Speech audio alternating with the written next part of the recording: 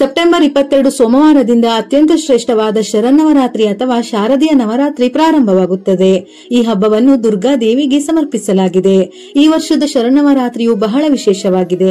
ಸಾಮಾನ್ಯವಾಗಿ ಪ್ರತಿ ವರ್ಷ ನಾವು ಒಟ್ಟಾರೆ ವಿಜಯದಶಮಿಯನ್ನು ಸೇರಿಸಿ 10 ದಿನಗಳ ಕಾಲ ದೇವಿಯನ್ನು ಪೂಜಿಸುತ್ತೇವೆ. ಆದರೆ ಈ ವರ್ಷ ಮಾತ್ರ ಒಟ್ಟು 11 ದಿನಗಳ ಕಾಲ ಶರನ್ನವರಾತ್ರಿಯು ನಡೆಯಲಿದೆ.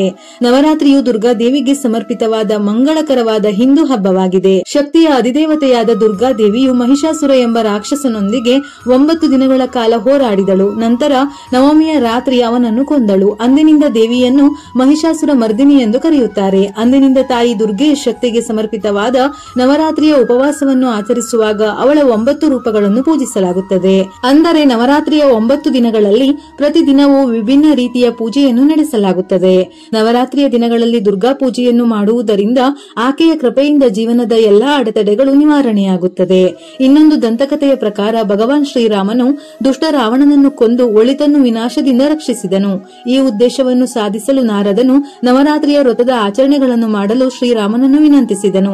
ಆಗ ಭಗವಾನ್ ಶ್ರೀರಾಮನು ಉಪವಾಸವನ್ನು ಮುಗಿಸಿದ ನಂತರ ಲಂಕೆಯ ಮೇಲೆ ದಾಳಿ ಮಾಡಿ ರಾವಣನನ್ನು ಕೊಂದನು. ಅಂದಿನಿಂದ ನವರಾತ್ರಿಯ ವ್ರತ ಸಾಧನೆಗಾಗಿ ಮಾಡಲಾಗುತ್ತಿದೆ. ಪ್ರತಿ ವರ್ಷದಂತೆ ಈ ವರ್ಷವೂ ದುರ್ಗಾದೇವಿ ನವರಾತ್ರಿ ಸಮಯದಲ್ಲಿ ಭೂಮಿಗೆ ಆಗಮಿಸುತ್ತಾಳೆ. ದುರ್ಗಾದೇವಿ ನವರಾತ್ರಿಯಲ್ಲಿ ಭೂಮಿಗೆ ಬರುವಾಗಲೆಲ್ಲ ಒಂದೊಂದು ವಾಹನವನ್ನೇರಿ ಅಂದರೆ ಸವಾರಿಯನ್ನೇರಿ ಭೂಮಿಗೆ ಬರುತ್ತಾಳೆ. ಈಕೆಯ ಸವಾರಿಯು ಬ್ರಹ್ಮಾಂಡದ ಭವಿಷ್ಯವನ್ನೇ ಹೇಳುತ್ತದೆ. ಈ ವರ್ಷ ದುರ್ಗಾದೇವಿ ಆನೆಯನ್ನೇರಿ ಬರುತ್ತಾಳೆ. ದುರ್ಗಾದೇವಿಯು ಆನೆಯ ಮೇಲೆ ಬರುವುದನ್ನು ಶುಭವೆಂದು ಹೇಳುತ್ತಾರೆ. ಮುಂಬರುವ ವರ್ಷದಲ್ಲಿ ಉತ್ತಮ ಬೆಳೆಗಾಗಿ ಇದು ಸಾಕಷ್ಟು ಮಳೆಯನ್ನು ತರುತ್ತದೆ. ನಿಮ್ಮ ಮನಸ್ಸಿನಲ್ಲಿರುವ ಕೋರಿಕೆಗಳು ಈಡೇರುವುದಲ್ಲದೆ ಸಂಪತ್ತು ವೃದ್ಧಿ, ಉತ್ತಮ ಆರೋಗ್ಯ, ಸುಖ, ಸಂತೋಷವನ್ನು ತಾಯಿ ದುರ್ಗೆಯು ಕರುಣಿಸುತ್ತಾಳೆ.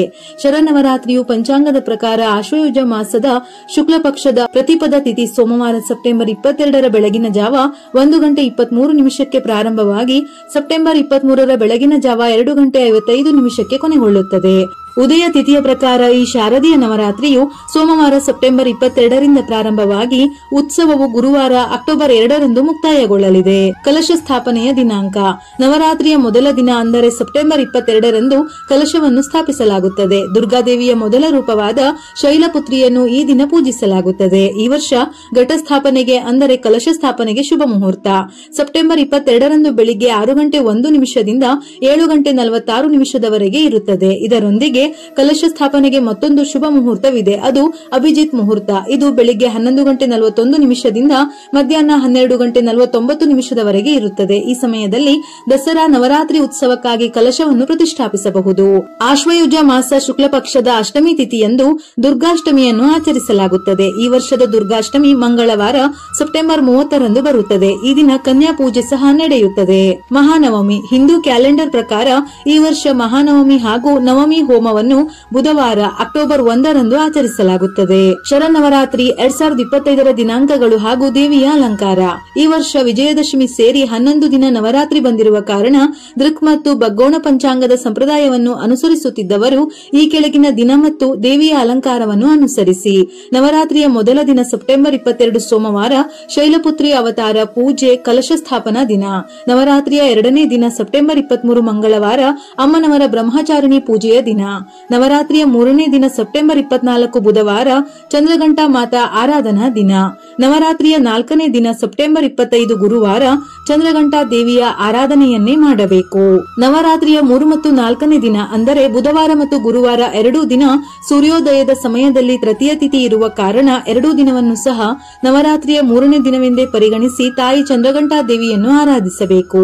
ಈ ನಿಯಮವು ದೃಕ್ ಪಂಚಾಂಗ ಮತ್ತು ಬಗ್ಗೋಣ ಪಂಚಾಂಗದ ಸಂಪ್ರದಾಯವನ್ನು ಅನುಸರಿಸುತ್ತಿದ್ದವರು ಮಾತ್ರ ಪಾಲಿಸಬೇಕು. ನವರಾತ್ರಿಯ 4ನೇ ದಿನ ಸೆಪ್ಟೆಂಬರ್ 26 ಶುಕ್ರವಾರ ತಾಯಿ ಕೂಷ್ಮಾಂಡ ಪೂಜೆಯ ದಿನ. ನವರಾತ್ರಿಯ 5ನೇ ದಿನ ಸೆಪ್ಟೆಂಬರ್ 27 ಶನಿವಾರ ಸ್ಕಂದಮಾತಾ ದೇವಿಯ ಆರಾಧನೆಯ ದಿನ. ನವರಾತ್ರಿಯ 6ನೇ ದಿನ ಸೆಪ್ಟೆಂಬರ್ 28 ಭಾನುವಾರ ಕಾತ್ಯಾಯಿನಿ ದೇವಿಯ ಆರಾಧನೆಯ ದಿನ.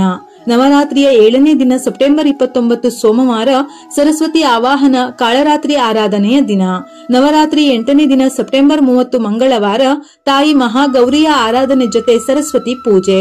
ನವರಾತ್ರಿಯ 9ನೇ ದಿನ ಅಕ್ಟೋಬರ್ 1 ಬುಧವಾರ ಸಿದ್ಧಿದಾತ್ರಿಯ ಆರಾಧನೆಯ ಜೊತೆ ದುರ್ಗಾಷ್ಟಮಿ ಮಹಾನವಮಿ. ಅಕ್ಟೋಬರ್ 2 ಗುರುವಾರ ವಿಜಯದಶಮಿ ಆಚರಣೆ, ದುರ್ಗಾ ವಿಸರ್ಜನೆ ಮತ್ತು ದಸರಾ ಹಬ್ಬ.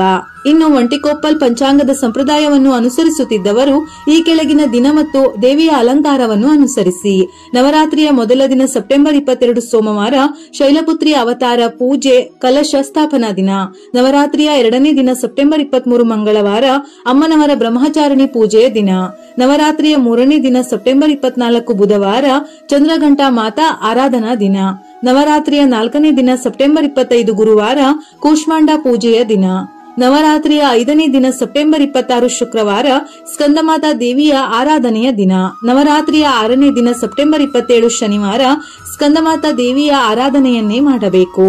ನವರಾತ್ರಿಯ 5 ಮತ್ತು 6ನೇ ದಿನ ಅಂದರೆ ಶುಕ್ರವಾರ ಮತ್ತು ಶನಿವಾರ ಎರಡೂ ದಿನ ಸೂರ್ಯೋದಯದ ಸಮಯದಲ್ಲಿ ಪಂಚಮಿ ತಿಥಿ ಇರುವ ಕಾರಣ ಎರಡೂ ದಿನವನ್ನು ಸಹ ನವರಾತ್ರಿಯ 5ನೇ ದಿನವೆಂದೇ ಪರಿಗಣಿಸಿ ತಾಯಿ ಸ್ಕಂದಮಾತಾ ದೇವಿಯನ್ನು ಆರಾಧಿಸಬೇಕು. ಈ ನಿಯಮವು ಒಂಟಿಕೊಪ್ಪಲ್ ಪಂಚಾಂಗದ ಸಂಪ್ರದಾಯವನ್ನು ಅನುಸರಿಸುತ್ತಿದ್ದವರು ಮಾತ್ರ ಪಾಲಿಸಬೇಕು. ನವರಾತ್ರಿಯ 6ನೇ ದಿನ ಸೆಪ್ಟೆಂಬರ್ 28 ಭಾನುವಾರ ಕಾತ್ಯಾಯಿನಿ ದೇವಿಯ ಆರಾಧನೆಯ ದಿನ. ನವರಾತ್ರಿಯ 7ನೇ ದಿನ ಸೆಪ್ಟೆಂಬರ್ 29 ಸೋಮವಾರ ಸರಸ್ವತಿ ಆವಾಹನ ಕಾಳರಾತ್ರಿ ಆರಾಧನಾ ದಿನ. ನವರಾತ್ರಿಯ 8ನೇ ದಿನ ಸೆಪ್ಟೆಂಬರ್ 30 ಮಂಗಳವಾರ ತಾಯಿ ಮಹಾಗೌರಿಯ ಆರಾಧನೆ ಜೊತೆ ಸರಸ್ವತಿ ಪೂಜೆ. ನವರಾತ್ರಿಯ 9ನೇ ದಿನ ಅಕ್ಟೋಬರ್ 1 ಬುಧವಾರ ಸಿದ್ಧಿದಾತ್ರಿಯ ಆರಾಧನೆ ದುರ್ಗಾಷ್ಟಮಿ ಮಹಾನವಮಿ. ಅಕ್ಟೋಬರ್ 2 ಗುರುವಾರ ವಿಜಯದಶಮಿ ಆಚರಣೆ, ದುರ್ಗಾ ವಿಸರ್ಜನೆ ಮತ್ತು ದಸರಾ ಹಬ್ಬ. ಬಗ್ಗೋಣ ಪಂಚಾಂಗವನ್ನು ಸಾಮಾನ್ಯವಾಗಿ ಶಿರಸಿ, ಸಿದ್ದಾಪುರ, ಗೋಕರ್ಣ ಕಡೆಯಲ್ಲಿ ಉಪಯೋಗಿಸುತ್ತಾರೆ. ದೃಕ್ ಪಂಚಾಂಗವನ್ನು ಆನ್ಲೈನ್ ಪಂಚಾಂಗವನ್ನಾಗಿ ಉಪಯೋಗಿಸುತ್ತಾರೆ. ಒಂಟಿಕೊಪ್ಪಲ್ ಪಂಚಾಂಗವನ್ನು ಬೆಂಗಳೂರು ಮತ್ತು ಮೈಸೂರು ಕಡೆಯಲ್ಲಿ ಸಾಮಾನ್ಯವಾಗಿ ಉಪಯೋಗಿಸುತ್ತಾರೆ. ಈ 3 ಪಂಚಾಂಗ ಬಿಟ್ಟು ನೀವು ನಿಮ್ಮ ಮನೆಯಲ್ಲಿ ಯಾವ ಪಂಚಾಂಗವನ್ನು ಉಪಯೋಗಿಸುತ್ತೀರೋ ಅದರ ಪ್ರಕಾರ ಯಾವ ತಿಥಿ 2 ದಿನ ಬಂದಿದೆ ಎಂದು ಸರಿಯಾಗಿ ಗಮನಿಸಿ ಆ ದಿನದ ದುರ್ಗೆಯ ಅವತಾರವನ್ನು 2 ದಿನ ಪೂಜಿಸಬೇಕು. ಇನ್ನು ನವರಾತ್ರಿ ಮುಗಿಯುವವರೆಗೂ ಈರುಳ್ಳಿ, ಬೆಳ್ಳುಳ್ಳಿಯನ್ನು ತಿನ್ನಬಾರದು. ಇದರ ಜೊತೆಯಲ್ಲಿ ಉಗುರು ಮತ್ತು ಕೂದಲನ್ನು ಕತ್ತರಿಸಬಾರದು. ಈ ತಪ್ಪುಗಳನ್ನು ಮಾಡಿದರೆ ಅಷ್ಟು ದಿನ ಮಾಡಿದ ಪೂಜೆ ವ್ಯರ್ಥ. ಇದರಿಂದ ಮನೆಯಲ್ಲಿ ಲಕ್ಷ್ಮಿ ನೆಲೆಸುವುದಿಲ್ಲ. ಈ ನವರಾತ್ರಿಯಲ್ಲಿ ಆ ದುರ್ಗೆಯನ್ನು ಶ್ರದ್ಧಾ ಭಕ್ತಿಯಿಂದ ಪೂಜಿಸಿ ಆರಾಧಿಸಿದರೆ ಸಕಲ ಸಂಪತ್ತನ್ನು ಕರುಣಿಸಿ ನಿಮ್ಮನ್ನು ಮತ್ತು ನಿಮ್ಮ ಕುಟುಂಬವನ್ನು ಅನುಗ್ರಹಿಸುತ್ತಾಳೆ. ವಿಡಿಯೋ ಇಷ್ಟ ಆಗಿದ್ದಲ್ಲಿ ಮರೆಯದೆ ಲೈಕ್ ಕೊಟ್ಟು ನಿಮ್ಮವರಿಗೆ ಶೇರ್ ಮಾಡಿ. ಉಪಯುಕ್ತ ಮಾಹಿತಿಯೊಂದಿಗೆ ಮತ್ತೆ ಭೇಟಿಯಾಗೋಣ.